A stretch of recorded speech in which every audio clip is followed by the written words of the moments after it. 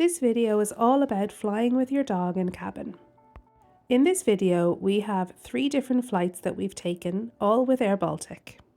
Each airport has their own policy on dogs and whether they need to be in their travel bag. But thankfully, Amsterdam Airport allows pets to stay out of their bags until the flight. This allowed us to exercise and tire out our dogs before we got on board. Right at the boarding gate, we popped our dogs into their travel bags and we boarded the plane. We ended up regretting using these bags that you see here.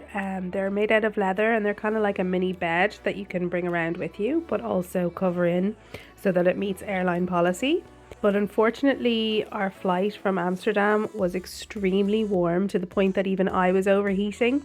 And I was extremely worried about my dogs because they were very, very hot and I had no way to cool them down. You can see here how hot Juno was, so in the end I did ask actually to take her out so that I could cool her down a little bit. And I asked the air hostess for some water for her as well. And after I took her out and let her calm down and had the air blowing on her, she really settled down then after that.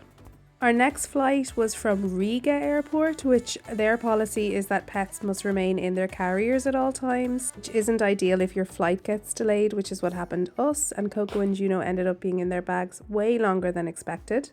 But thankfully it was quite a late flight and they were already tired and loved their bags, so they kind of just settled in for the night. And then when we actually boarded, I gave them both a snuffle ball and that kind of burned the last little bit of their energy and they just drifted off to sleep. The third flight we've been on then was from Vilnius Airport and super dog friendly. They didn't need to stay in the bags. We could even go into the airport lounge with them. Nothing was a problem. The staff were super friendly, brought us over a water bowl and we just relaxed before our flight. Juno even wanted to get in her bag in advance of the flight and she just kind of slept for a little bit while we waited. And then we went to board our plane. This particular flight was 3.5 hours, so the girls did really well. I gave them a snuffle ball again when we got on that I had prepared in advance, and they pretty much slept the whole time, even during the landing. There's Coco over there with her snuffle. She was so fast asleep that she didn't even notice her dad go to the bathroom.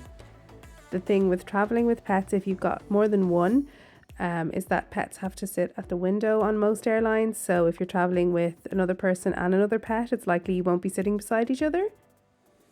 So because the chances of you sitting beside a stranger are increased, I did always ask at each check-in desk if there was any seats available with nobody beside us, and they were happy to oblige. One thing I would suggest, and I learnt my lesson, was I brought a portable fan just in case the rest of the flights were really hot. Thankfully they weren't, so we were all good on the overheating front, but you just don't know what a flight is going to be like. Sometimes they're really hot, sometimes they're not. So if you have any questions about anything to do with flying with your dogs, please let me know and I'll do my best to answer them. And we'll see you in our next video.